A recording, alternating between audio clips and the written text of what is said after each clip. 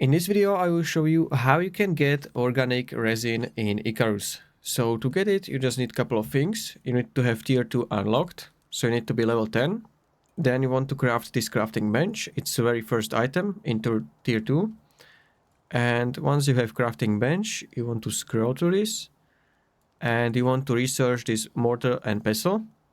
And then you want to craft it in the crafting bench. And once you have it, you can craft organic resin, but for it to craft it, you need a couple of things. And the first one is oxite. So it's this blue ore. You can find it around the map randomly everywhere.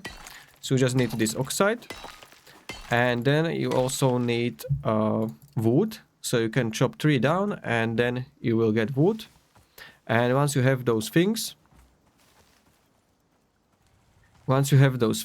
you want to go to the mortar and pestle. So it's this item. And here you can craft the organic resin from oxide and wood. So as you can see, you need one oxide and one wood for one resin. So you can craft it from here. And that's pretty much it. So if you found this video helpful, consider subscribing for more tutorials.